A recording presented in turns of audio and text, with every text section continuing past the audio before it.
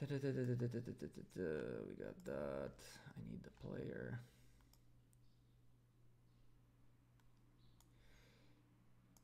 YouTube, we are live again. What the heck is going on with me? Ladies and gentlemen, welcome to the fourth Ark of Osiris we stream. Well, technically, it is the fourth Ark of Osiris we streamed this weekend, isn't it?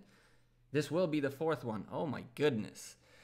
We are joined by Chisgule once again, and that reminds me that I need to change our title to Co-Casted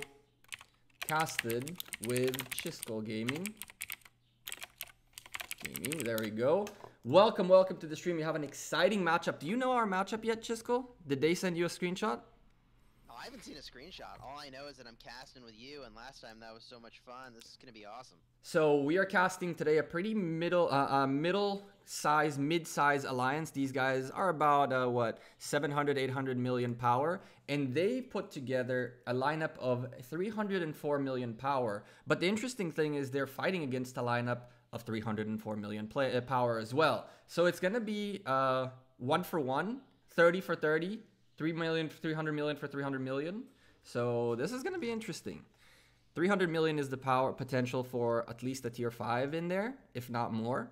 So, this could be a good one. Yeah, could be some T5. I'm psyched. We'll get a look before the match at the power level of the players in the alliance that we're with, and we'll be spectating. So at least we get a sense. Does the alliance we're gonna be watching, do they have any T5? I don't think so. That is a good question. As I mentioned to you before I started streaming, as soon as I was done with the last stream, I went straight to bed. I see they have a guy 32 million power. I see nobody bigger than that. So it doesn't seem like there's going to be a tier 5 on their end. So that could be a good, an interesting one, especially if they face a tier 5. I saw today on one of the Ark of Osiris a really neat use of a tier 5, which is completely counterintuitive, and yet it worked really well. We'll share it as the stream goes by, just as a thought for you as well. By the way, for those of you who are completely uninterested in either me or Chisgule, there is also Ronnie streaming Ark of Osiris. I know we shouldn't be... We plug here everybody, my friends. We plug here everybody. Ark of Osiris is an awesome time. And let me share with you guys also a link to the Ark of Osiris dual cast, so you guys can watch both streams at the same time, 2 different cameras. You're the madman. Dual cast. Yeah, buddy. We gotta do this. We gotta get it done. We gotta get it done. The dual cast is real. I can't wait to actually watch the dual cast at some point. So you know, I have no clue what that looks like. So you know, I'll send it to you in a moment. You're welcome to open it up as well. There's something really cool about the dual cast though that I really like. It works in a way that our friends can keep these links. And by the way, in the archive that we have on the Ark of Osiris Discord thing, you can get the links, and I'll send it to you right now. And what it does is it saves the VOD in there as well, so you can actually watch our VODs one next to each other and watch the whole thing, sync them up really well. It's really nice. So here you go, my friend. I messaged this to you on Discord. You want me to post it in the chats? Sure. So let's do that. Bam. All right. There's one. Where are you? My chat, if you guys hearing Chisgule well, let me know. If you need me to raise his volume up a little bit, I'm sure I do need to, because I lowered the volume earlier. Bam. I posted the multicast link in your chat. I posted it on mine as well. Guys, let me know that it does work. And I'm pretty sure they'll be able to see both of us, one next to each other. It's really cool. Nice. To be honest with you, it. I spend most of the time during our casts watching the duel, so I can see what you're looking at as well. Although you've been telling me these things, but every now and then I just look for things, and I was like, ooh, Chisgule's looking at something cool. It's really nice. Oh yeah. I mean, I have a knack for finding where the crazy stuff is on the battlefield. Spoiler alert, you just look wherever the screen is blinking, flashing in the mini-map. Yeah, there's no secret to it. If the structure's blinking, that means that it's under contention, and if the structure's under contention, that's usually where the hotspots are. Correct. The other hotspot is the Ark itself. So talking about the Ark, we were 3 minutes before our event starts today I saw a really interesting use of tier 5s. And Chisgule, I want to get your point on that because it was really, really cool. This guy took a full cavalry march, tier 5s, in the middle of, actually, I think it was infantry. It wasn't tier 5s. In the middle of the absolute madness that was the Ark of Osiris's area, picked up the Ark and started carrying it. Now, you and I say, big no-no, 200% damage, 50% speed. Believe it or not, it was a really, really good play. Because it's tier 5, listen, because it's tier 5s, and it was infantry, it took the cavalries around like 6 or 7 marches to actually manage to slow him down.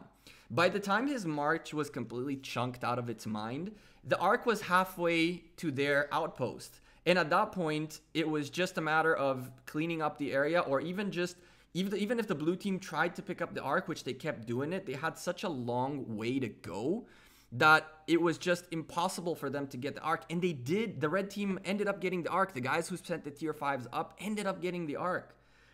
I don't like that idea because this guy just severely wounded like 200,000 tier 5s. But if you have the tier 5s to spare. I don't think so, man. That's crazy. It worked. Even though you're telling me it worked, I don't believe it.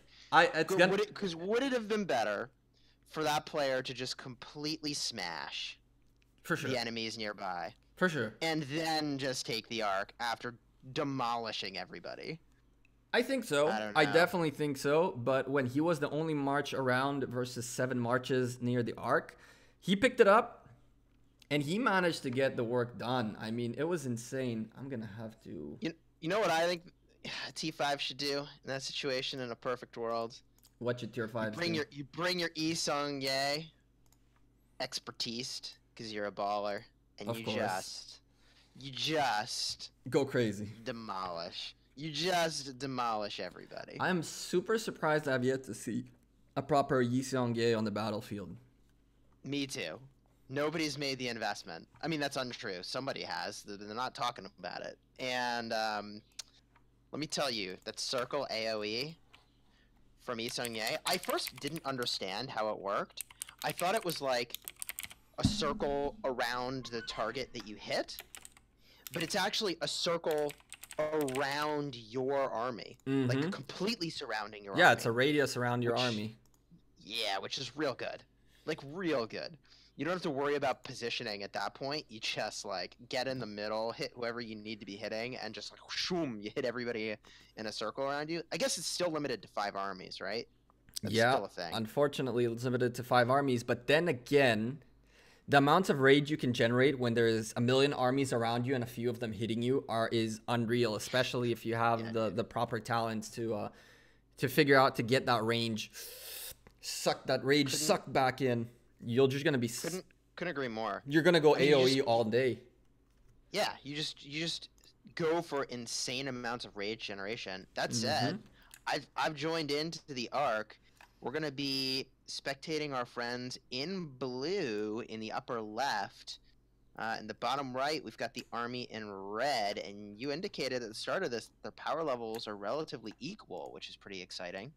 Yes, sir. I'm looking through our red team right now as you were introducing this, and this is gonna be really interesting.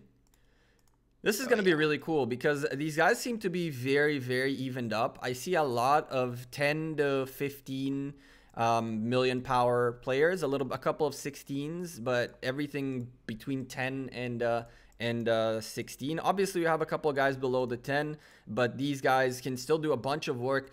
What interests me is that people with this amount of power don't necessarily have that many troops available. So we'll be able to actually see how people prioritize buildings, and the healing factor in this match is going to be super, super important. Yeah, who knew? More marches means more winning. It's crazy, right? I mean, it makes a big difference. I'm starting to think now. Before I was thinking like, okay, how do I manage my 3 proper marches? But I'm going to make a 4th march with primarily siege units, and I don't know, I'm just going to support somebody somewhere, rather than be in my city accomplishing nothing, right? And like, yeah, sure, I'll leave some small amount behind to go farm resources, you know, whatever. Mm-hmm. I mean, caravans, not resources, but yeah, I feel like Ark of Osiris is all about march management. How many marches can you have on the field, and how many can you manage at the same time? Spoiler alert: you can't really properly manage more than one location on the map at a Correct. time, not properly. So that means you need to think about, where am I putting my marches so that I don't have to watch them, so that they have a good impact. And that's something I'm starting to think more and more about, that march management aspect of the Ark of Osiris. So the way I see it is that if you have three marches, let's talk about three marches, and the fourth one later on will be added into the conversation. Most of us are Sure. trying to manage three marches. So the way I see it and I act in my arcs is that one of my marches will consistently sit in one of the buildings. Its job is to protect a front-facing building that is going to be attacked, preferably a front-facing altar, because those are the hot spots. So, and as much as it feels like people are completely letting go of defensive buildings once you're getting ahead, up until a point where I know in terms of alliance points that we will win, one of my marches, if not even two, sit in altars that we own just to ensure that our alliance wins. One of them will go towards the Ark or wherever I want to end up going. When we win, though, when we already won in terms of points for the alliance, it really doesn't matter, quite honestly, what you do with those marches. At that stage, it's either you can suicide one forward just for the sakes of getting hit and therefore hitting back and therefore getting solo points, or you can do whatever you want, really. I think that holding buildings up until the 30th minute-ish is critical. I think that having two armies inside buildings is not the worst thing in the world. Well, that's sort of my plan as well, but the question is, how do they get to the building? Did you walk it there, or did you get there via rally? And I think the way that I'm going to be transporting my troops around the battlefield is primarily going to be via rally. So with those three marches, I've got my calves, which are going to be in the open field, maybe capture a structure. I've got infantry, which I'm probably going to place somewhere by leading a rally on an objective. And I've got a mixed army that I'll probably have join somebody else's rally so that they get placed somewhere forward. That said, I'm not talking very defensively, am I? That's pretty aggressive. Like, someone's got to put defensive armies into the I Shrine think of you War, are talking right? exactly right. From the little bit that I've been seeing of people who are victorious early on in the game, it's all about aggression. And if you're thinking about how to be aggressive very early on, how to set up that 1 minute full infantry march towards the enemy obelisk within the first opportunity to then march for 10 minutes, sure, but once you hit hard. Most people sent their cavalries and you locked up that obelisk, or you send a full cavalry march with a Cao that's made for mobility leading it, you'll see that rally fly through the map, and next thing you know, if the other team snoozes, the obelisk goes away. Well, let's talk about that aggression here. We see a 1 minute rally, center of the field, 5-minute timer, making its way down the battlefield, full cavalry, and this bad boy with a Minamoto leading the charge. Where is this thing going? Where are you seeing this? 1 minute rally? Yeah, baby. Center of the map, heading toward the Ark, just on its way to the outpost of Iset. Did I pronounce that correctly? Is that wow. They actually is that a rally? Oh my god. Start of the match, 1 minute rally, probably going to an obelisk. Oh my goodness. There you go. But that's the play. That's literally the play. I've seen so many people do this lately. So one of the things, Chisgule, I think we need to consider, and the chat needs to let us know if they want to see this, is I think that as part of our casts, we should perhaps maybe even get to a point where at the end of the weekend, sometime like maybe after this cast or something like that, we get together and come up with a meta of the month. Something of once a month, we talk about the meta that we're seeing, because the meta is shifting on the battlefield consistently. These 1 minute rallies have been a huge thing, and I've been seeing them more often than not. So I think it's bold, but I think it's also the new meta. It's the new way to play this event. And as we're speaking, the red team started ahead with 2 outposts being captured early on, but the blue team caught up almost instantly, and they are a little bit ahead because they picked up their 3rd outpost already. But I think the red team is going to start with a little extra points ahead of the blue team. Yeah, I think the key here now is to posture forward to the Shrine of War, the Shrine of Life, and the altars. get into position. You've got 80 seconds to do it, and cap that darn thing the second that it becomes cappable. I mean, I know there's a 3-minute capture window, but start the capture time, so you at least get that clock going. And the way you would do that is to remind our viewers that this is an open movement map, which means that even though the altars and shrines and all that are still under they cannot be attacked for the next 54-ish seconds, you can still move troops closer to the altar by sending them to a caravan nearby, or just by keeping them on the open field. You do not have to be aiming at a caravan. As the leader of Do2M, our hosts, Edward, is already, if you look at the desert altar up on the top, super close to it. He is already posturing forward. If you're keeping up with your rally, it is about to get intercepted. Yeah, I couldn't tell if they scouted it or the scout walked past it. I really hope they scouted it instead of... Well, there is a march walking right in front of it right now. There's a march 12 seconds, 10 seconds away from hitting the rally and starting to follow the rally all the way to the obelisk. I think this is a mistake. You think? I mean, okay. Look at the damage differential. Oh gosh, look at these getting wrecked. Oh my totally god. Melted. Well, the folks in blue get to say thanks for the free points, sending Boss back to his city with a speedy retreat. I'll say this. What's the wisdom in attacking a rally? If the rally's small enough, they're not going to get skill attacks on you. They're only going to get counterattacks. They're not going to get normal attacks, so you can get a lot of damage in. The problem is that you're attacking into 1 million plus troops here, which means those counterattacks are savage. And melting you away. And as you said, these guys postured forward, my man. Look at this. It took 1 second after the altars opened up. Red team has the Shrine of War and altar already locked in. Blue team has locked in their desert altar. The cooldown period is ticking for both of them.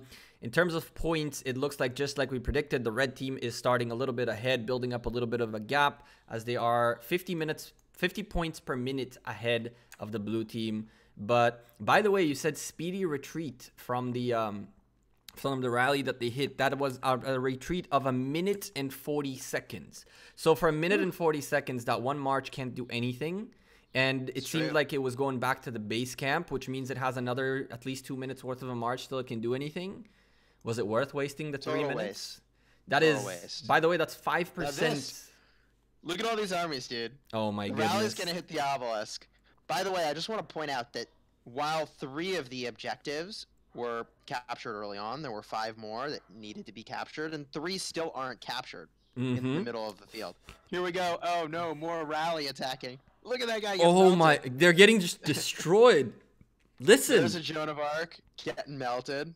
Oh my god. And there's a Tamo getting melted. We're not, listen, we did not, guys, chat, please avert your eyes. You guys are not seeing a Tamo on the battlefield. That did not happen. Avert your eyes. Tamo primary. MVP. MVP OP. Okay. Rally has finally made its way to the obelisk, and look, it's doing work on the obelisk. I'm telling you, man, people are sleeping on their obelisks. This is the new meta. Look at all the marches around this rally just getting completely melted out of their minds by the blue team, and the obelisk is melting. Look at how many marches are about to go back. That's 1, 2, 3, look at this. 4. This guy's gonna get in. Oh, they got in. Making it on time. But I don't know if it's enough. It might be. It won't be, my friend. That's number 6 and 7. No, they're figuring out. They're getting in there. Number 8 marched back. They are getting back. Oh, this is getting exciting. This is very exciting. I feel like it looks like the health is really, really low because there's so many injured units. But there's a ton of units in that obelisk right now. And bada bing, bada boom. Obelisk, go away. Number 10, 11, 12, 13, 14, 15, 16, 17 marches went back home to the red team. 17 marches. And the forward obelisk is taken by the blue team. Now, this is a big problem. Well, hold on. I want to point out that 5 people did teleport before the obelisk converted over. We have 5 people here. I don't know why this guy's individual attacking it. They need to lead a rally. There were a bunch of folks here that probably could have been in the obelisk. They started up a rally. It looks like they started up a rally right here. Big Oh, there it something is. that I'm not going to say what it is. Started a rally right here. Well, 1 minute rally is the way to go. I'll say this. I know you like the move of being forward like this, but I think that if Red had been awake at the wheel, they could have easily prevented that rally from accomplishing what it was accomplishing and gotten the advantage from the trade. Instead, they're now going to get, look, a bunch of kills here by virtue of launching this rally. This is going to be a really good rally attacking the obelisk, assuming they've got a good commander for it. And it broke down. What are these What? guys doing? No, they had it. They were right there. That's all they needed to do. Oh my goodness. They're Just panicking. launch that rally. This is panic mode right here. Just let the rally happen. Doesn't need to be perfect. I think they restarted it. I think they put a 5-minute by accident. Someone told me, "Oh, you doofus, put a 1-minute march." I was like, "Oh, sorry. Oh, sorry." That's definitely the reason to cancel it. Jeez. I In the would assume meantime, so. I want to see some action somewhere else. I'm looking around the map. Nothing. There's a bunch of armies in the open field, which I really question the value of doing. Although, this guy's going to get caught out of position. Green Lantern. Yikes. We might have a little open field skirmish by the Shrine of War held by the blue team. Although, you know, this is why I like Cavalry for the open field. They are fast AF. This guy's getting out of there. Oh no, he's turning to fight. All right. All right. We got some action here in the open field. Maybe. Here we go. A lot of cavalry. Oh my goodness. Some Caesars. Cavalry's what you want for the open field. Why? I know I'm a broken record, and for those of you that are on my channel all the time, I talk about the charge talent in the cavalry tree, offering you a 30% march speed boost when you fall below 50%. When you get in trouble, you actually have a way to get away with cavalry. And if you're a newer player to this game, you're more likely to get caught out of position. Spoiler alert. All of us are newer players to this game mode. Most of us have only done it 3 times. My alliance has only done it twice, because the first time around there was a server-side error we didn't get to play. So, yeah, wow. Chisgule, while you're field combat. And while you're doing that, there's a rally going on the obelisk, on the forward obelisk. The problem is the obelisk was officially secured by the blue team, and now they're porting in towards the red side. Look at this. There is 2 blue cities next to the obelisk that is supposed to be a red obelisk. Even 3, 4. Oh my goodness, these guys are not. This rally might fail. It might fail. I can't believe this rally might fail. And on top of that, once this rally fails or not, there is plenty of blue members all over this place that even if they take back their obelisk, there's plenty of members here already ready to start taking people out. Woo! Look at this obelisk. Wow. Yeah, this turned into a real serious fight. Cities burning already, both red and blue. Chisgule, my friend, what is going on? There is something very, very cool happening that we're not even paying attention to. The blue team has actually, because of this obelisk, picked up an extra 20 points. It should be 20 points. It picked up 20 points per minute more. Now, this might sound like nothing because we care more about the war. I agree. But if you look at the points, blue team just passed the red team who had a 500-point lead at its peak. And at this point, the red team is in big, big trouble. If they don't manage to take back this obelisk and they get kicked out of this area, now the blue team has a front-facing area where they can port to. They can hit all the other buildings from the back for the red team. And at this point, so much of the red team is focused on this small 20 points per minute obelisk that the blue team is getting. Rally failed. Oh, no. Rally failed. Oh, boy. You know, this is the point where if the red folks are using a lot of healing speed ups, particularly these cities, then it doesn't so much matter that the blue squad is swarming here, because you can hold a good fight still. But failing that, these guys are going to be in big trouble.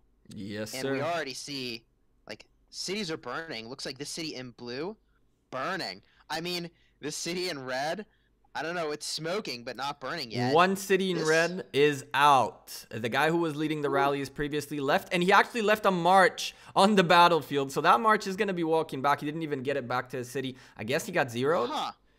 Yeah, I mean, he must have been burning, and when your city is burning, you're ported without your consent. Yep. and his march stayed on the battlefield while he got ported, and now he got to wait another minute and a half for that. I didn't even know that could happen. So it must have been because his city was burning.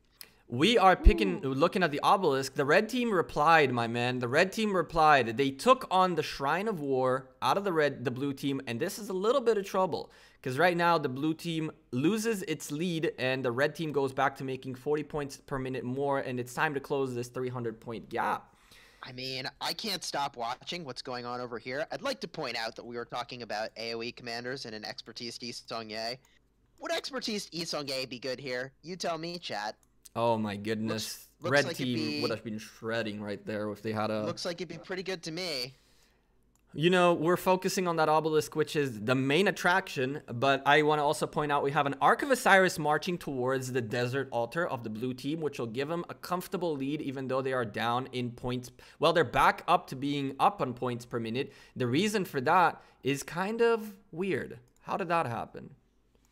Wait. I'll be honest, I don't even care that the Ark is being moved right now. I see it's going toward blue, and like, I just want to watch this. I'm looking at the Shrine of War. Two cities have been teleported, by the way, a blue city and a red city around this obelisk. So it's a 1-for-1. Oh my god, what is going on here? 1, 2. There's another. 3, is that another rally? No, that's not a rally. There's hitting 6 blue cities here now, so blue's moving in. They're moving in, and they're moving in force. Now, if you were making this move and you're teleporting forward and you're one of the blue players, you could bring with you a whole bunch of troops inside your city if it's been reinforced, even though those folks may not also be teleporting. So you could bring a lot of firepower. Trojan horses. Gotta get those Trojan horses going. A castle porting in with a bajillion of extra troops is going to be dope. So I was at some point going to make a video about this. I spoil all the good stuff in my streams. So for those of you that come watch the streams, you get the good stuff. So there's a technique that we've used in the past. And now that our kingdom's at peace, it kind of doesn't matter. I can wait a second. Let me write it down so I can make a video before you. Time out. You ready for this? Go I call it a clown car style attack. Okay. Clown car style. You ever see those, like... How many clowns can you fit in a Fiat? The circus, where they got this tiny car, they stick a bunch of clowns in it, and then it like drives up, and then it like unloads, and you're just like baffled that like 50 people just unload from this little itty bitty car. Isn't there a joke like that? Oh, I don't know. How many clowns can you fit in a Fiat? Okay, well there you go. There's even a joke. So clown car style attack is where you have 1 or 2 cities stuffed full of other players' armies. You teleport to a location, launch a rally from one of those cities. The players join the rally, and all they have to do is, I mean, like, they don't go anywhere. They just immediately enter into the rally. And so with just like 1 or 2 cities, you can have a massive rally going on someone else's city, and it uses a tiny number of teleports. Anywhere on the map, basically. You can launch a rally that's savage. Clown car style attack. I think it's pretty nuts. That's pretty cool. Although, how many reinforcements you can get once you max out your Alliance Center? 1 million, or if you're Britain, 1.2. So all it takes is two cities to teleport like that, and you can launch some savage, massive rallies. That's pretty cool. That's pretty neat. When you said that all it takes 2, you meant 2 that are porting. I was like, 2? I was so confused, but it makes so much sense. You get someone who hasn't been a big teleport spender, and there are a bunch of those. There's a bunch of people who've been getting teleports from events and from... If you guys remember, somewhere in your kingdom, you got a bunch of teleports back in the day when you're getting passes and you were getting the Lost Temple and all that. There are people in your alliance who have not used those. Trust me when I tell you. There are those who are peacemongers. So you can get those to spend one of their teleports. Stay bubbled. That's cool. Just carry our troops. That makes a lot of sense. Oh, yeah, no. That's right. That's right. One of the players can just stay bubbled. Ooh, we've got a rally, too. It's a small rally hitting a player city. Damn. Nice. These guys are going crazy. This is a 22 million power player hitting a 15 million power player, but they just don't have enough troops to pull it off. This is crazy. This is just crazy what's going on in this obelisk. And this is exactly the early on gamble that has been winning people Ark of Osiris's. Look at the map, my friend. These guys have taken away from the red team not only the obelisk, but also the Shrine of War and the altar and the Sky Altar. How did that happen? No. No? Here's what I'll say. Here's what I'll say. Here's what I'll say. Is that these guys had 6 minutes to figure out their strategy for how to respond to the fact that their obelisk was getting rallied. And I get that the screen can be pretty chaotic and it can be hard to keep track of that, and they just might not have expected a rally, and so they weren't looking for it. But I think with 6 minutes, this could have been prepared for, and I think with 6 minutes, you defend this 100% properly, and none of this would have happened. I completely agree, but An this is organized hindsight. Alliance, That is in a hindsight. higher tier of play, like I think would have. What do I mean by higher tier play? Actually, that's the wrong words. What I really mean is an alliance that is in voice chat together could have solved this problem. I think that it is also worth pointing out that, just like you mentioned, this is the 3rd Ark of Osiris overall, and there is no meta. And that's one of the cool things that why I'm so happy that we're doing these duo casts, because we can start talking about meta, about how these events, for those of you who don't know what meta is, I really wouldn't know how to explain to you in words. I got it. Go for it. A meta is what is currently happening in the gaming landscape. It's what players are currently doing, and because all the players are playing a certain way, you then can play a certain way to either play with the meta along with how they're playing, or to counter the meta, to play something that beats what everybody else seems to be doing. And there you go. So there is no meta for the Ark of Osiris yet. But this obelisk rally has been something very, very popular this time around, which wasn't popular. It was a little bit popular last week and definitely never happened the first week. So we are seeing how the meta is evolving, changing, and getting created. And now the question is whether higher, more organized alliances will be aware and putting defense early on their obelisks, or we're gonna get to a point where obelisks will be traded. What if, and within a couple of Ark of Osirises, what we will see is that the blue team will have all the red side and the red side will have all the blue side. It could happen. I don't know. It could happen. What you're asking is a question of, is offense better or is defense better? And I'll say that probably defense is better, because it takes 3 minutes to capture something, and being far forward means you're further away from your stuff. And there's no special talents for being the defender or the attacker.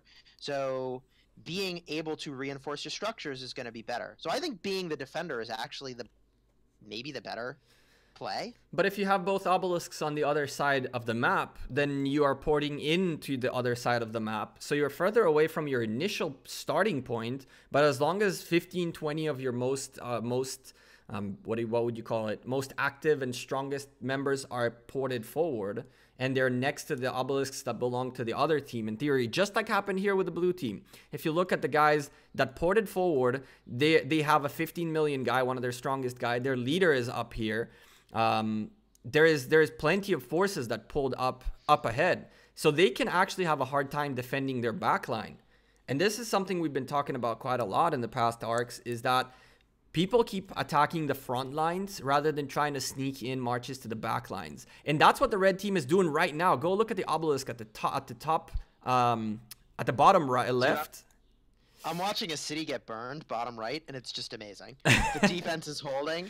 It's a Charles Martel and a Sun Tzu, and they're getting swarm attacked, and Sun Tzu is just doing work. That's crazy. This is awesome.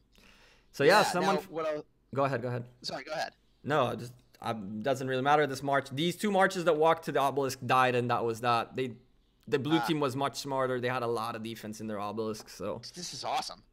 Everything about what's happening right now is awesome. This guy's defending his city successfully against a swarm attack. My mind is blown. Red has no right defending their city successfully in this position. Look at all these blue cities that are forward here. They should have just wrecked this guy, and instead, massive positive trades for the folks in red. Now, I don't love that they're trying to fight in the open field. These guys in the open field are going to be in trouble.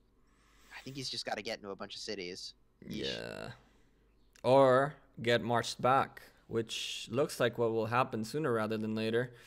Yeah, so this is the challenge in Ark of Osiris, is that if you take an army that that's not cavalry, and you get caught out of position, you're just dead.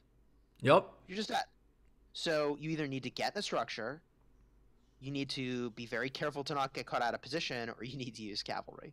One of those must be true. I don't like option 3. I don't like, yes. I think that I do like the cavalry, don't get me wrong, and I do like the fast movement, and I understand the broken record that is your recommendation for cavalry. But this is causing a little bit of an imbalance in the game where really, what I've noticed last time around is that the one guy with the full infantry march got caught out of position and melted for different cavalry marches that were around him. So, well, is this like a T5 versus T4 situation? I think the first time around it was T5 versus T4, but I did see T4s versus T4s where 2 versus 1 went full marches, 2 full cavalry versus 1 full infantry. The guy had Charles and Richard, from what I understood, and he just held. He didn't have too many troops left. I think he had like 20 or 30,000 troops at the end, but he wiped out 2 cavalry marches. So either the cavalry marches were really weak, or I don't know, quite honestly. This is also pretty important to think about. Yes, you're moving fast, but are your cavalry strong enough? Are your commanders strong enough to handle this?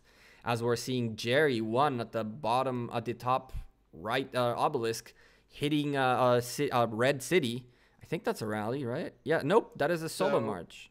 If you look at the Ark of Osiris, what we're observing right now is exactly what I was describing, where because this guy has the talent to charge, he just walked away from a fight.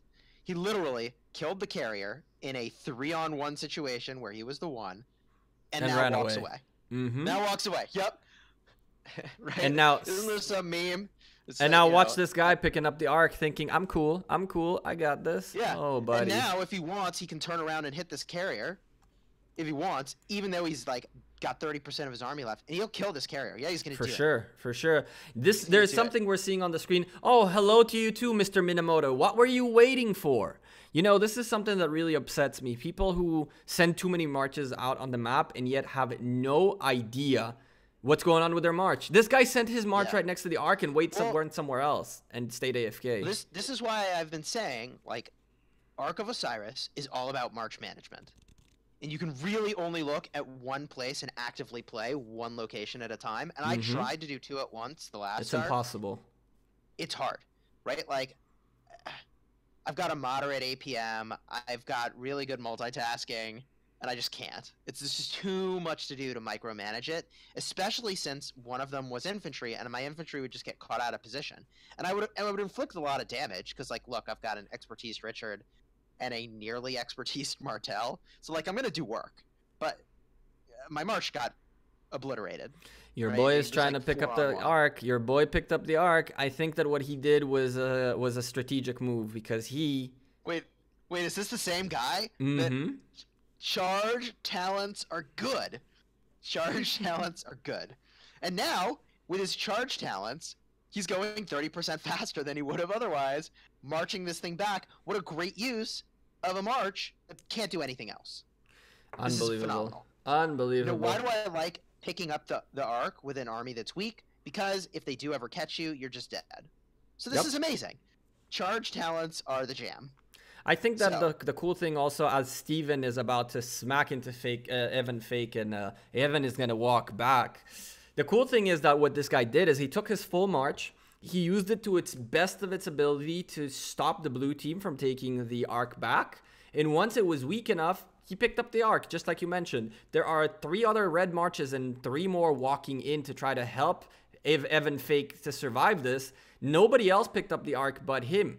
I'm sure that the reason for that was he is weak enough, so if he loses his march, just like you said, everything is okay. Who cares?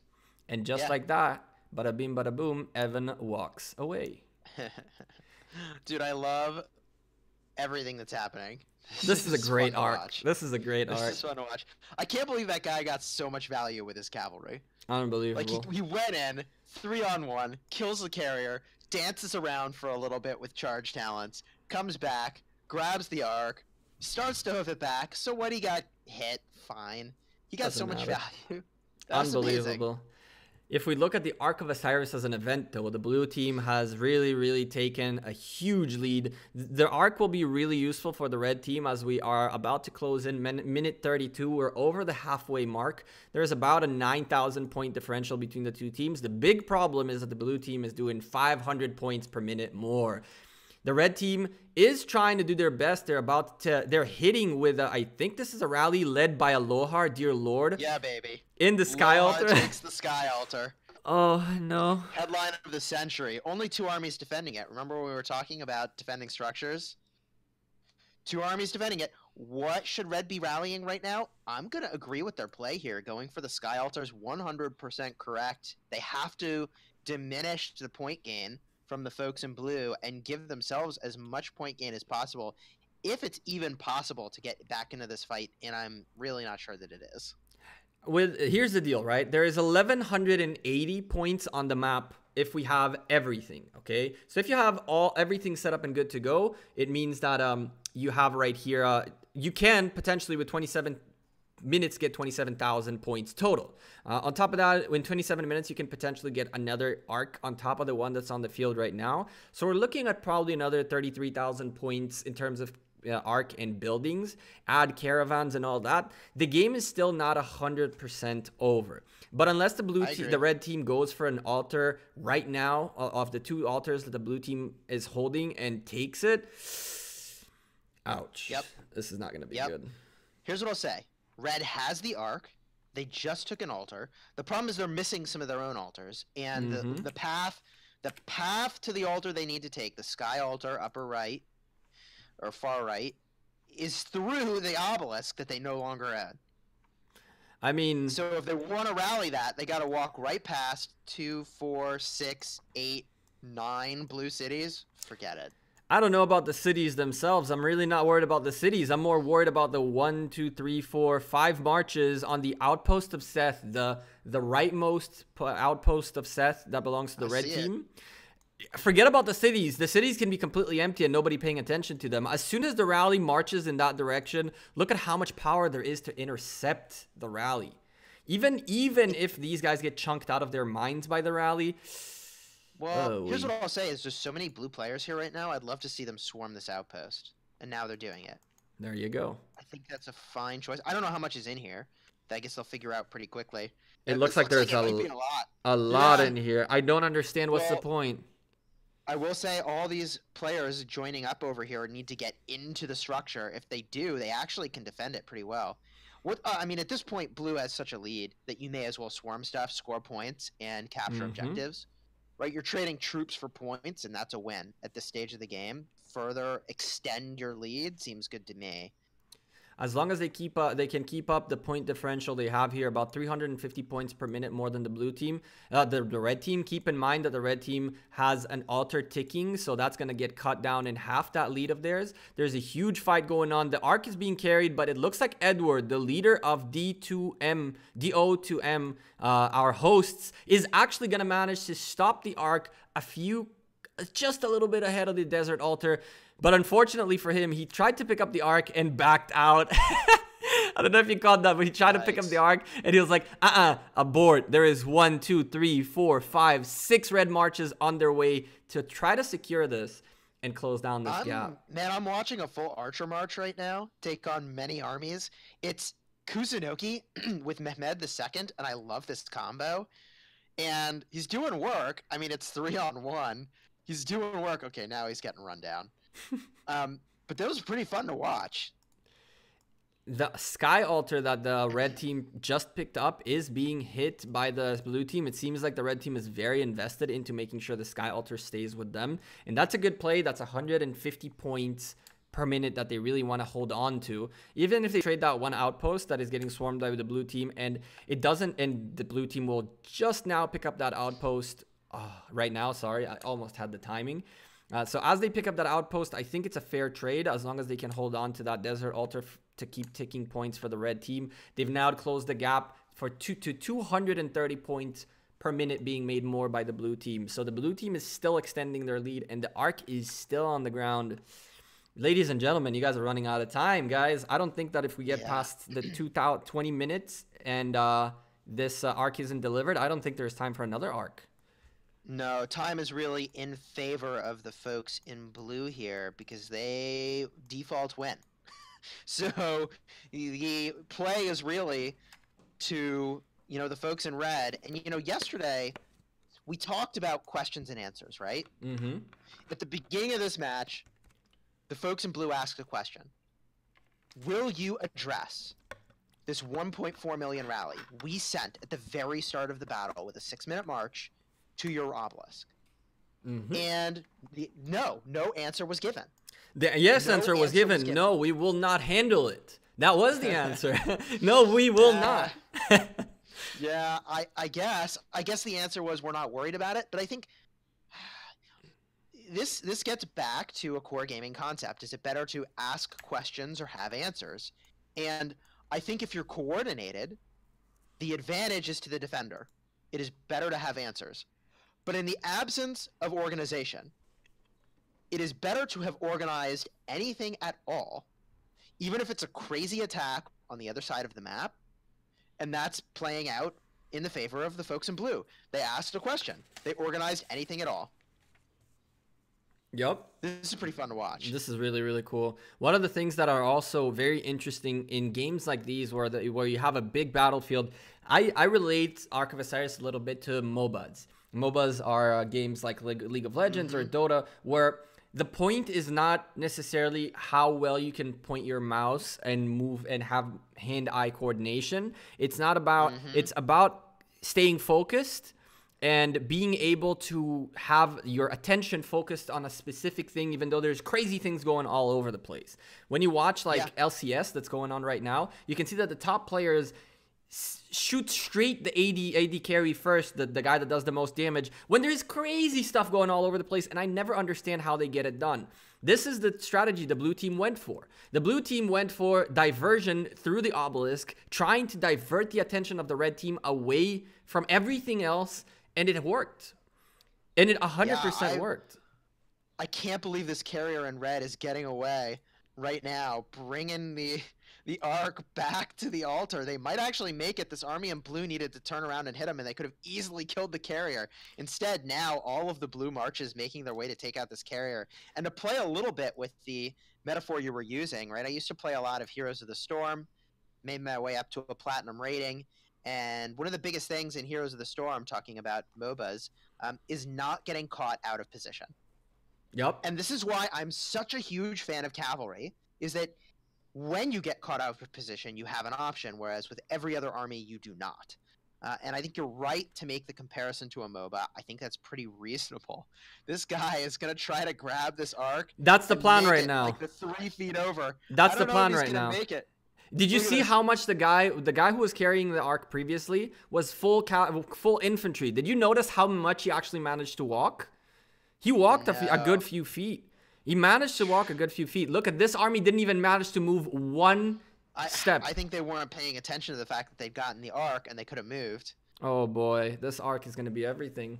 As the red team loses their other altar. No, this is over. This Ark is not everything. This is now for pride. Yup, 100%. This is just for pride. We can call it. Can we get it? We can call it, right? 40 minutes. It is actually official. 40 minutes into the event. This is Dunsky. This is done. Time of death. It is time now to get those solo points. The blue team pick up the Ark in between all this mess and manage to move. I mean, those solo heroics will not be rewarded. I think they're going to get melted. Yeah? And maybe? I think they actually moved the Ark closer to the altar than it previously was. I really don't know what just happened here. That didn't go quite the right way. I mean, they're bringing it... It is heading toward a blue structure. It just also happened to be going closer to a red structure. Oh my goodness. Oh my goodness. Well, this is fun to watch. So if we're looking at this point... Yeah, go ahead. I'm going to start to shift my focus a little bit more to the chat. I know that for the majority of the Ark, we can't do that because we're watching what's going on and talking about it. But I'll start to answer some questions in the chat. Let me add one more thing to that. We're looking at the solo points of the blue team, our hosts for today. We have quite a few people already past the 10K, 6 out of 26. It's worth mentioning that the blue team is fighting with 2 people less Okay, they're 26 against 28, and out of the 26, 6 already guaranteed their solo points, and which means 10,000 or above. And it looks like 23 out of 26 have gotten to that 3,000 mark. This is the time to use the last 20 minutes to get up to those 10K. Forget about your troops, guys. Let them all die. Okay, they don't die. They go into the infirmary and they come back to you once you leave the Ark. Get rid of all of them. Don't sit doing nothing in these minutes. Go kill something, even if you lose all your troops. That's all. On the topic of go kill something, there's a rally going into the Blue Shrine of War on the upper left-hand side of the map. 25 seconds till this Boudica-led rally strikes the Shrine of War. I have no clue what kind of defense is there. It really doesn't matter for the blue folks at this point what that defense might be. Not at all. This is interesting. And then the folks in red lost their altar, which is kind of a bummer. The one they had taken that kind of belongs to blue in the upper left. There we go. Rally's gonna hit. And Rally's gonna get in. Home. And that's that. Nobody home. That's exactly, but that's exactly what we were talking about. The red team shifted the blue team shifted its focus to the front lines. The front lines were the other altar right there. The other side, their front line is at the outposts. They don't care about the buildings in the back. I can bet you almost a good amount of money that if we go, well, they just now reinforced one of their obelisks, so that obelisk will not fly. But I can bet you whatever you want that one of these obelisks is completely empty, and the red team is trying. The top right obelisk that the blue team owns is getting hit by one march. I don't really think it'll matter that much considering there's nobody around that obelisk, so it will most likely go to the red team. This could have been a good play 20-15 minutes ago, maybe, where they had the time to start making points back. At this stage, it's a bit too little too late. Yeah, so someone pointed out in chat, this makes so much sense, and I can't believe I never knew this. Meta might mean most effective tactic available, which I think that definitely is what it means. Oh, damn. Right? So you're either using the most effective tactic available, or you use the tactic that counters that. Because everybody else is doing the most effective tactic, so you counter it. That makes a ton of sense. And there you go. By the way, Artem is asking, what about T2 Cavalry, full-on mobility for fast taking structures and killing gatherers in Osiris? I mean, I don't think so. That just seems cute, but not good. So, I tend to disagree with you. You think T2 Cavalry? I think that if you are a person who still has enough T2 cavalries to actually get yourself into a march that is useful, then sure, why not? Towards the if you are gonna sneak into the back, then sure. But most big players don't even have that many tier 2s left. No, you should have 0 tier 2s left. Exactly. So if you already have the tier 2, give it a try. Let us know how it goes. On the topic of sneaking around taking things, I mean, somebody in red's doing it. Yep. Somebody in red's doing a little obelisk grab. Yoink! I can hear them saying yoink. I can hear it. And you know what I can hear the blue team doing? Saying, do not care. Do not care. I'm going to your gates and I'm looking to kill as much as possible, even though they're nowhere near their gates just yet.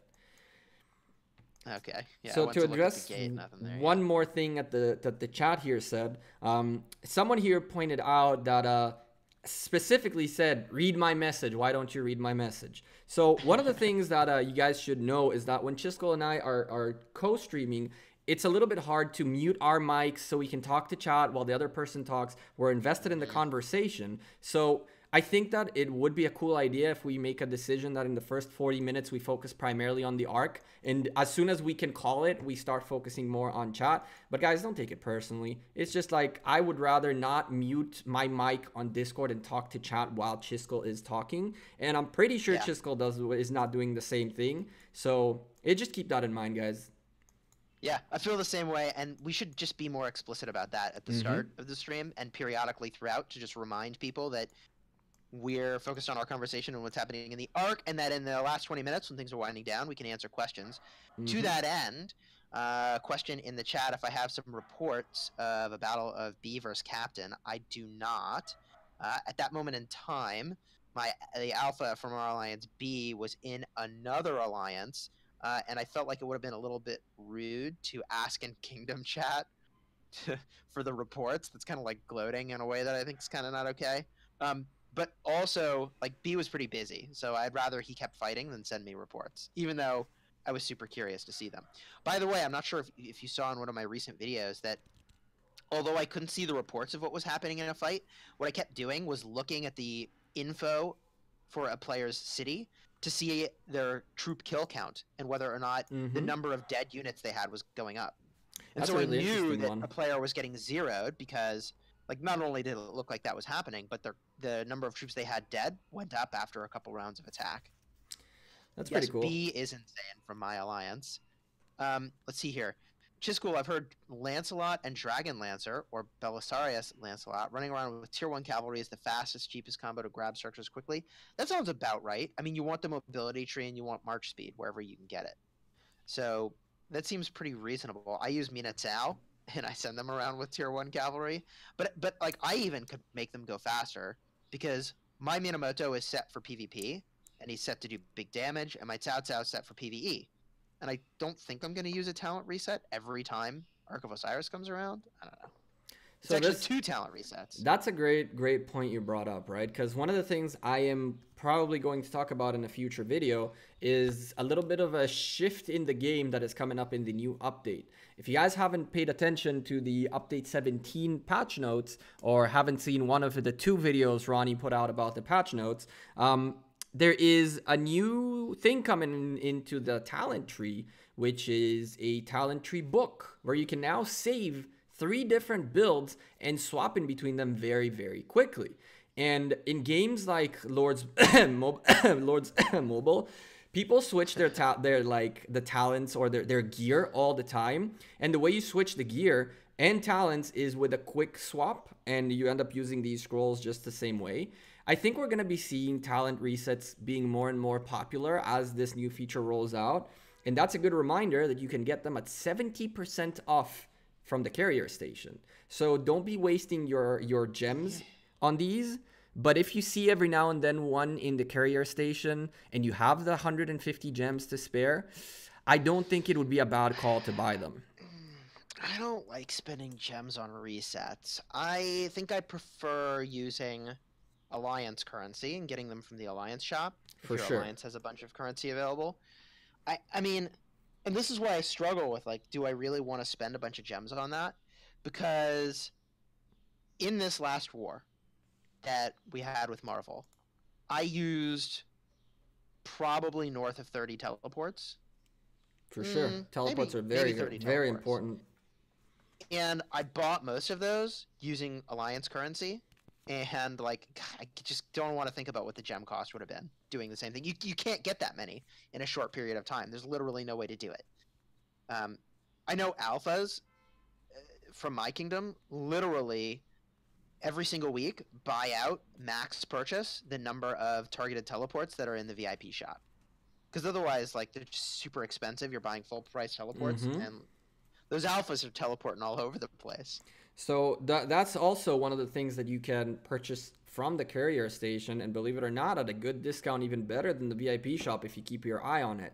So one of the conversations that I've had on a video before is whether or not there are items in the merchant that are worth picking up for a long-term investment. And I think that teleports are one of those. If you see a good teleport at a good discount rate that's bigger than the VIP shop, and there are, I had a list on what were the biggest deals. I need to figure out where I put it, but I started compiling a big list of the best deals, and these side items are very overlooked. But Chisgule, I have a feeling that once things get real, and we're talking about KVK, we're talking about migration between kingdoms, we're talking about active wars consistently, teleports and talent resets will have a huge value. Yeah. I mean, I could see it. So when I see a talent reset at a 70% discount, I tend to buy it. I have quite a few piled up because I know for a fact that there will be a day where I'm gonna have to be switching things around with the talent tree pages, which is the name of it. Thanks to Kokachi on my chat for correcting me. I will like to utilize the talent tree pages. I'm sure the whales, the alphas, the big boys are going to want to use those as well. So you might as well start getting your discounted rate right now, as far as I'm concerned. Of course, as long as you have the gems to spare or the alliance credits to spare. That's a very important disclaimer in very small letters. Yeah. Yeah, we've only recently reached a point where we've got the alliance credits to go ham. In fact, the timing was really convenient. That about the time that the war with Marvel happened, we had just sort of reached a point where we were swimming in alliance credits. So we had like 25 million alliance credits. So we could fund whatever people needed for this war. And everybody had a ton of their own individual credits because we'd never really funded the shop previously. And that just happened to be very fortuitous timing for us, how all that lined up. Ooh, still a couple rallies going on. BT Ops. I don't know if you're following all I'm this. looking at the Sky Altar as we're speaking. I placed the camera on top of the Sky Altar. It looks like the red team... It looked earlier like the red team were not going to get this, and now it seems like there is a small chance they will. Yeah, I don't know. This is close. I don't know that it matters, but it's definitely close. Let me get a look around. There's more going on. Something getting swarmed. Holy moly. 2 altars are getting attacked right now. The red team is taking the blue one, and the blue guys are taking the red one. That's pretty funny. I had a question come in. Chis and Gecko, what do you guys think about the best counter strategy for this enemy obelisk rally meta? Okay, so first of all, I'm not ready to declare enemy obelisk captures as the meta. I don't think it's I actually don't think it's the most efficient tactic. I think it's the opposite of the most efficient tactic, because an organized team will beat you. Period. See, they will. I agree, but I think the cool thing about a meta is that some people are still unaware of what the meta is, and that's why it's effective. I know that the whole point of meta is that everyone knows it, but the fact that the big alliances are aware of this and still trying, it is remarkably nice. I think that we can call this the beginning of a meta. We can call this an attempt of a meta. I'm telling you that I've casted 4 arcs. It's not the most efficient tactic available to march your troops all the way across the map with a 6-minute warning to the enemy's obelisk. I have casted 3 different Arks of Osiris today out of 4 who did this, and 1 just like this. Yeah, and I'll give a counterpoint that's embarrassing, which is that we had a huge power advantage, and we did the exact same thing and failed, and we lost the Ark of Osiris, even though we should have won and had a higher power rating than the enemy. True. Right? Like, keep in mind though, you guys had no troops. You guys were just... That was the problem. You know, like that's the problem. You guys, I'm pretty sure that... Yeah, go ahead. In my opinion, the meta is quantity of marches. It's a troop meta, baby. Yeah, but it's not a tactic. I don't care what troop you have. If you have more, you're in a really good place. I agree, but it has nothing to do with the actual arc. If you have a situation like the one we have right here, where 30 people signed up on each side, and we're seeing 27 on the blue team and 28 on the red team, there isn't even space for tactics, because the red team has 1 guy more, and therefore at least 2 more marches on the battlefield.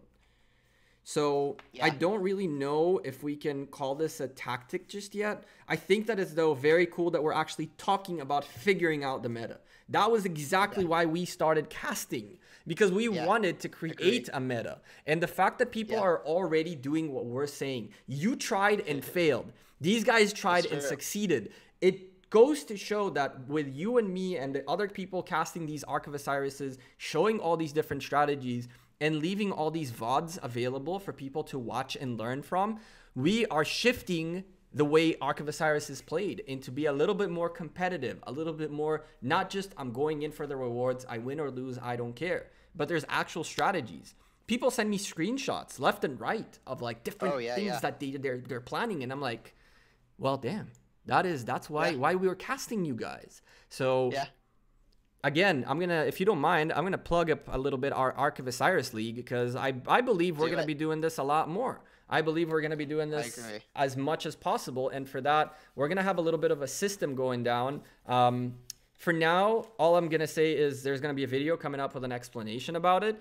Chisgule, we'll talk a little bit later and see how we can get that video out together, because this is going to have everything everyone needs to know. I hope all the viewers don't shy away from signing up to get casted. We are casting big alliances, small alliances, winners, losers. Nobody's a loser, really, because, well, we're all getting rewards, right?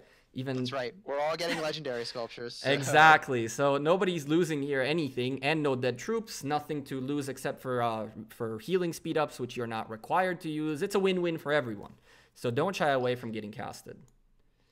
I'm watching a Lohar defend an obelisk. No way. Is that the obelisk? And No. it's working. I mean, there must be a ton of troops in here. It must have been a rally that snuck by that I didn't see. I'll say this. I'll give Red a ton of credit. They got spunked the entire way through this battle. 100%. And they still All have... the way through this battle, they're leading rallies on stuff. Which is everything. It's everything. What you gotta do is just keep leading rallies. It doesn't matter if you're winning them or losing them. The fights that are happening will give you solo points. The buildings you're taking or attempting to take will give you, depending on what you have, either more alliance points or stop your enemies from getting alliance points. I think that one of the things people don't really give a lot of respect to is the fact that you can reset people's buildings. So as long as there's a 3-minute timer, it means that nobody's getting the points for that building. So as far as you go and reset buildings of your enemy as much as possible, you're slowing down their growth and therefore allowing yourself to potentially close the gap, even though the blue team is now twice as big as the red team in points, and their points per minutes are absurdly high. We're not even going to talk about that, quite honestly. This is amazing. This is fun to watch. To the last minute, battles happening all over the map. Someone in the chat is telling me there are only 3 minutes left, so they are killing their troops. That makes a lot of sense. Go for it. You should. Why not?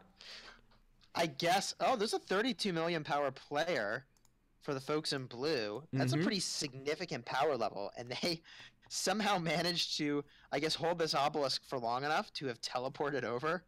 And now they're just hitting cities, which is pretty hilarious. Oh, the bottom left. Oh, my goodness. That's Jerry. Yeah, with success. Jerry is just doing work. I don't really know why he's using Barca as a lead. Although I would assume he'd send specialized troops. But then again, I see that there's a march coming back into Jerry's city. So maybe it was just that he doesn't have enough troops in his city to do a specialized march. Let's talk about why you'd use a mixed army with Barca. And by the way, another rally marching out of the red team to Jerry. What a ballsy move. There we go. Shout out to B Israel. B Israel on his way over. That's on his amazing. Jerry getting swarmed and rallied. Reinforcements going to Jerry. This is how I want Ark to end. Exactly. So you were talking with about 1 minute left, a rally. And you were talking about mixed troops and why that is important. Yeah, look, mixed troops is good because then your army's not countered by anything, right? Like if you bring all cavalry, you're countered by infantry. If you bring all infantry, you're countered by archers. There are situations where you're disadvantaged, and like, I think it's like a 15% or so damage boost versus that type of unit that you counter, something like that. 15% damage is a big deal. You'd take that buff all day, any day, right? So the fact that you're saying I'm weak to basically nothing is pretty good. I mean, I like the mixed army for that purpose. I agree. I like it. I agree 100%. I would have thought, though, I think Jerry's not going to win this little contest. You think? He just doesn't have the troops to take the rally and the swarm. But I'm going to tell you what. I'm looking at his solo points, and he's skyrocketing in solo points. Oh, that's got to be going through the roof. And his kills. Points on points on points. As we talked about the fact that the kills reset in the beginning of the event, so he has killed 2.4 million people. As there it is. He survived. He was going to lose, but it doesn't matter. Ark's over. Ark's over. The time's up. Listen, we got to look at the scoreboard for a moment because there's a very, very cool thing here. We're seeing the blue team got a lot more kills, but the red team actually healed a substantial amount. But if you look at the ratio between the people that got killed by the red team and revived by the blue team, you can clearly see where this went down. Because there's a 4 million troops that were not healed by the red team, and yet out of the blue team, almost everything that got killed got revived. It's about 1 million that stayed out, and I'm guessing it's 1 million from the last like 5 minutes where they didn't care anymore to heal. Yeah, I'll say this. I probably would have at some point early on as the folks in red ceased using healing speed ups. Once you realize it's over, Mm-hmm. and you got to be careful to not call it too soon. But once you realize it's over, you got to save your healing speed ups for another day. For sure. 100%. I couldn't agree with you more. And the question is, when do you call it? Yeah. Someone needs to make the decision, because otherwise people are going to keep spending their healing speed ups, I think. Let's see here. How many folks made it? Less than 50% made it over that 10,000 mark. Which is a little bit of a players shame. Made it over 10,000. It's a little bit of a shame. I mean, it's not getting to the 10,000 is a little bit hard, but if any of the people who didn't make it to the 10,000 mark had troops left in their city, for shame. Shame. You shouldn't be saving your troops. Go crazy. Go ham. Yeah. I want to give a big shout out though to Box Sheep, number 13, who almost made it to 10K. Poor guy. I feel bad for him. And also, so close. We have a, I hope we gave a good show from Edward. Edward, it was a fantastic show. Edward is the leader of this alliance that invited us to cast them. It was an unbelievable show. We had a lot of fun. You guys had big cojones, as they say in Spanish, to actually attack the obelisk and actually make it. That was very, very cool. Chisgule and I were having a lot of fun watching you guys. So thank you for inviting us.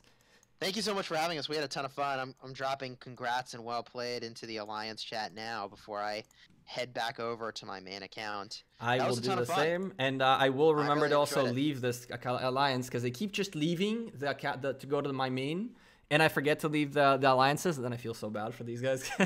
Oh. I haven't gotten kicked. You know, I casted someone like 2 weeks ago, and I've yet to get kicked from that account, from that... Wow. I mean, our strategy, well, my strategy for managing the alliance in that way, temporary visitors, which is primarily farm accounts, they just stay rank 1. And so it's like takes all of 3 seconds to figure out, like, all right, who are the rank 1s we're just going to kick out real quick. Agree.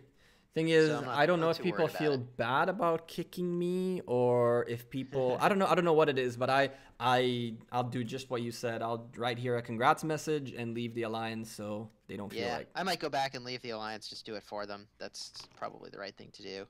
That's good hygiene. Although I'm pretty sure Edward is still in my chat, and he can just gladly kick you and not make you bother. Nice. Well, that works too. That works here. I'll check the list later, because it'll show if I'm still in Alliance. I can take care of that. Edward said, don't worry, I'll feel good booting both of you out of my alliance. Wow. That's kind of rude. That's kind of rude. I mean, whatever. They let us cast their Ark. They can do whatever they want at this point. That was a ton of fun. That was a ton of fun. Yes, sir. Well, we're not going to do what we did yesterday, which is keep talking for another hour and make you spill all your beans yet again. Because last time we got you to spill a lot of beans, my man. It's true. Why do I have 50 mail messages? How did that happen? Oh, from the Shrine Guardians. Look at you. So much experience. This guy. Oh, I didn't answer your question, you know, before I cut off and get out of here. In Kingdom 58... what we do with Guardians is as brute force as it can be. 5 minutes after they spawn, whoever's there can fight. Whoever's not there can go to hell. And then it's just there's too much to coordinate. The guys on Legends Gaming, though, on Kingdom 196, have divided the Guardians by days. So LG1, the big alliance, gets 2 or 3 days of the week. And then the other alliances get either full days or half days based on their sizes. So if Sunday, for example, is not a day for LG1, so LG1 does not attack, I think LG2 gets the Temple's Guardians on Sunday. So then we can see how they coordinate. We are always welcome to hop in between the alliances to go fight those, but it's just like an alliance thing. If LG2 that's weird. It's really, I don't know how they do it. They are really, really, really crazy in the way they organize. It works for them, so good for them. I like the K58 method better. Yeah, I mean, we let everybody attack the Guardians, and the way we do it is we start exactly when they spawn. We used to not do it that way. You'd like wait until somebody said go, which was a terrible strategy. Sometimes people would start early before somebody said go, and then do you try to make everybody stop? Because not everybody's stopped. They're not going to read the chat. They're just going to keep killing them. And like, look, we know when Guardians spawn, you show up beforehand, and if you're not there, you're not there. Know what I mean? There's no waiting. If you're late, you're late. You miss it, you miss it. And that was one of the things that I pushed for, was like, why don't we just shift it to start exactly when they spawn? There's no question when it is. There's no waiting 15 minutes for one player, which was a thing that would happen, right? And I'll admit, like, at one point early on, I was like, I would ask for that. I'd be like, oh yeah, I'm 3 minutes away. I mean, now we got like 20 players waiting 3 minutes. Which is Not tough. cool. Yeah, definitely. Yeah. So we that's wasted an hour of people's time. So that's why on I think both on LG and in Kingdom 58 it is I think it's 5 minutes after they spawn, so people can still get in, have some time to get their farmers back and all that stuff. I don't know. To each their decision. I think there's no right or wrong way to do it.